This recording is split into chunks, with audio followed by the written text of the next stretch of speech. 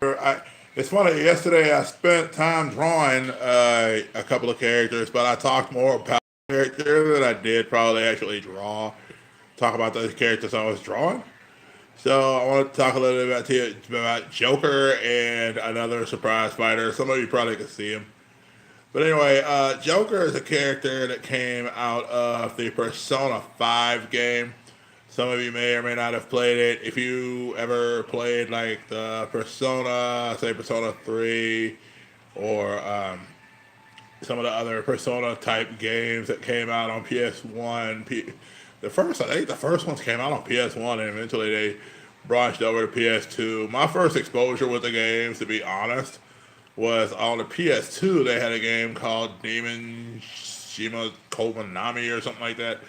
But anyway, it wasn't really until I played Persona 3 for the first time that I really fell in love with the idea, the concept of the franchise. I mean, if you ever want to see a video game really shock the living dead out of you, look up the Persona 3 intro video where the main hero gets his awakening. And yeah, there you go. That alone, if that alone doesn't get you into the game, you might as well just stop playing it and play, something else. Cause that intro is crazy. You just don't. A lot of stuff you see in it, you just don't come up expecting. And so you get this kind of crazy intro to these characters and this world where everybody and the ideas that I'm talking about are in a lot of the other games as well. I know they did a Persona 4. And then they've done other games after that. They always do like a dance after midnight or something like that. They always do like a Dance Revolution type style game with these, which I find really hilarious considering the subject matter that they're dealing with. I mean, they're dealing with everything from personas to idea of identity. Hey, how's it going? You're still up, I take it. Awesome. That's my buddy Corinda with her cute dog. Um, she did a live feed earlier, and she has a really cute, awesome dog that I would constantly type up on the comments. I'd say something, something, something, and I lick your face. uh, so, because dogs like to lick, good dogs, like to lick you at some point. So, yeah, that's kind of where I went with it. But anyway, Joker is a character that's in Persona 5. Joker is kind of the leader. Yeah, she is so cute. She is so cute. I will not argue that point. She is definitely so cute. But anyway, so Joker is a character that's in Persona 5. He basically becomes this leader of this kind of ragtag group of other teenagers who for them, it's about rebelling against the status quo in every way. I mean, each one of the kids have these crazy, awesome storylines. And I mean, I'll be real honest with you. If you're not used to playing like a game where you're going to spend 40 plus hours in the game, uh, then just understand going into this game, if you decide to ever go play Persona 5, you're going to spend at least 40 to 80 hours in this game of your life. So I would not recommend just going down and saying, I'm going to sit down. It's not one of those games. Trust me. It's one of those games where if you are tired trying to play it, you're going to miss stuff. I know we'll forget one day. I missed a whole week literally just trying to go through the game, burn through it. Because if you're tired, you'll miss certain things, and then you can't go back and do those things over because everything is time sensitive, unless of course you didn't save beforehand. Then you can, I guess, just cut it off and do it that way. But other than that, yeah, you're gonna end up missing stuff. But anyway, Joker is a character. He starts off as kind of this juvenile delinquent. The first time you really see him in the game, he is there's a girl that's being mistreated, and this guy's kind of being a douche. Uh, and so he comes in and tries to help the girl out, and then you find out the guy's a cop. And so there's a whole bunch of stuff that goes on. I'm trying not to do very spoileristic stuff. I'm just basically setting up your base story for Joker as a character. So he's basically like a sophomore, I believe, in school. And so the thing about him is that as he comes into the school, he's kind of on this major probation thing. So we're like, if he gets in any trouble at all, he'll get suspended. So you start off with this guy who owns this kind of coffee shop, basically taking care of this kid, who, as far as we know, is not related to this dude at all. So you start off with this guy, he's kind of a jerk. Like he really just starts off this like, okay, if you get in trouble, I'm gonna have to, you need to like I'd say the first 10 hours of the game, you literally have to come home and do stuff at the house. Like you're limited to going outside and around the neighborhood, and every time you come in after a certain time, he's gonna chop you and say something. Like he's gonna be like, "Oh my gosh, there you go, get in trouble." You get in trouble when you're out of here. There's nothing I won't be able to do about it. I was a retired cop. So he's constantly ribbing you. But as time goes on, you get to this moment where they're at school and he ends up tapping into his persona for the first time, and he is the Joker persona. The idea is kind of think like Loki and the Marvel movies and stuff like that. He's the trickster. He has a unique ability that the other persona users don't have. All the persona users can access one part of their persona portion, which is something that has to do with their personality and their way of dealing with life and their own experiences. Well, because he is the Joker, he has the ability to tackle multiple creatures and multiple personas. And so the thing about the persona users is that as they evolve, as you level up, if you ever played RPGs, the basically Joker gets more powers and more abilities as he does that. And so eventually, over time, he'll have access to more personas that he can use.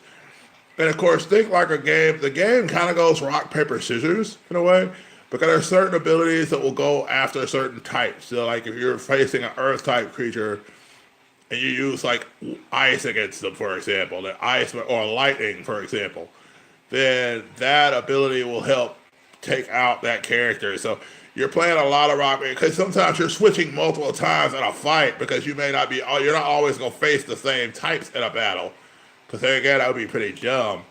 So you're having to constantly change up your stuff, and then sometimes you may not have a particular persona that will take out something else. And even if you get that high up, some stuff is just gonna take a lot to get through it. You're gonna be going through a lot of stuff sometimes and just fighting stuff. And as you build relationships in the game, your team gets stronger because part of those relationships build on the relationships you build with your teammates. And so there are certain teammates that get certain advantages with you as you go through the game. And so you get opportunities to do really cool stuff during the course of the game and all that. So that's another advantage. Yes, there is a dating sim aspect as well. So if you want to go, you don't have to do it, but it's encouraged to at least pick one person in the game, because there are a lot of advantages to doing it that way. There's a ultimate prize, so to speak, that every romantic relationship grants you. And now you don't want to do, a lot of people will say, well, what about dating them all? You can totally try to do that, but the game will put you to a halt real quick.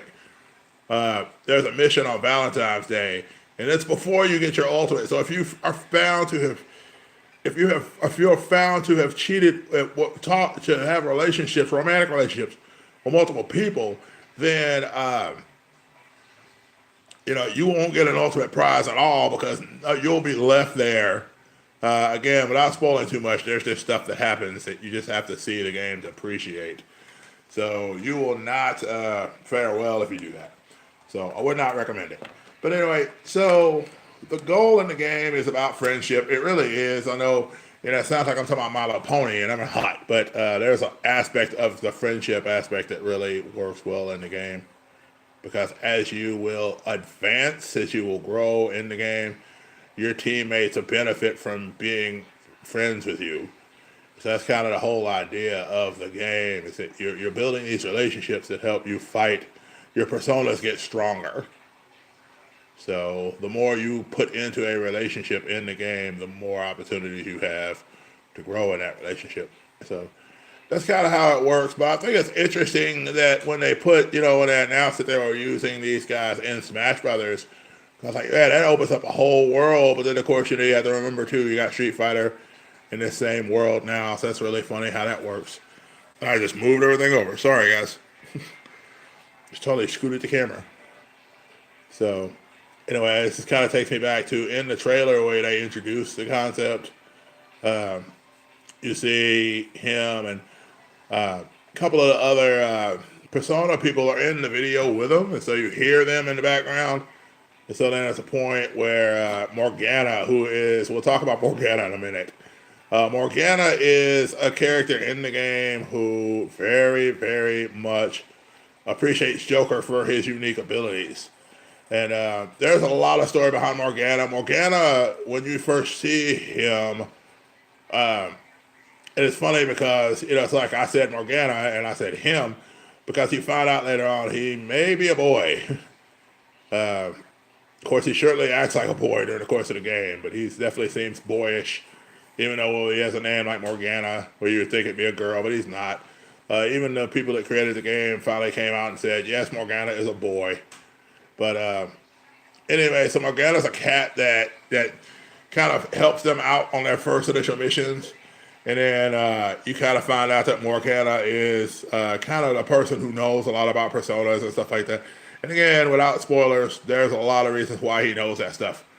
So my surprise person in this is an oldie but a goodie. Some of you probably have guessed, it's Kirby. Now, Kirby, of course, is one of those well-beloved characters in the land of Nintendo lore. He is definitely a big part of Smash Brothers. He's been a part of that game franchise for a while. And I love Kirby and hate him at the same time. Because I love Kirby because of his basic design. I like him because he's just squishy. He feels so cute. But then when you see somebody prick him and they use him against you, oh my gosh, it's brutal. To imagine a world where you're sitting there fighting with somebody, you got like Link or somebody from Legend of Zelda, and you're about to go into this big fight, and all of a sudden they pick Kirby. You're like, oh man, it's Kirby. It's a cute dude. I remember him from the video game. And then he just sucks you right into him, literally, and proceeds to whoop the snot out of you with your own abilities. Yeah, I'm not a fan in that regard. Now, I like Kirby the character. I'm just not a fan of getting whooped by a character who looks like a little puffball, a little pink puffball. So there you go. But anyway, the reason I've got him with cat ears, kind of looking a bit like a cat, because again, I mentioned Morgana. And I always thought it'd be interesting, especially if he's in this game, I thought it'd be interesting for him to kind of try to replace Morgana in the game. So I think eventually you'll have to see Morgana in the game kind of trying to put that off. Like, nope, not going to replace me with my Joker here. So anyway, there you go. There's Kirby and... yeah. There's Kirby and Joker from Super Smash Bros. So anyway, guys, thank you as always. Greatly appreciate you. I hope you're having wonderful holidays. Let me know in the comments below what you want to see me draw next. That'd be awesome of you. Put comments down below. I want to see what you want me to draw next, because I'd love to see you back, whether you've been on the chat with me or whether you've watched this afterwards. Really appreciate it. You mean a lot to me, and I greatly appreciate each and every one of you that's here. So you have an idea? Go ahead and put that down there beforehand. I'll see it, and I'll remember it for the next video. So if you've got an idea for something you want to see draw, or you want me to draw you, is that what it is? I don't know for sure what you meant by me. If you draw me. Okay, well, we can definitely try something. It may be a different version of you, maybe slightly more cartoony. But we will definitely put that around. I don't know. Send me a picture of the dog. There we go. There's the thing. I will do a cartoony picture of your dog. So just send me a cool picture. Kind of give me something where she's standing up. Where I could see her body. And I'll do a cartoon picture of her at some point during the holidays. There you go. So anyway, guys, love you. Above all else, you rock. I don't care what anybody says it to you. You rock as a person. I'm glad you're watching this video. I'm honored that you would come aboard this train on. And above all else, do me one favor. Be blessed. Be a blessing to somebody. So next video, take care.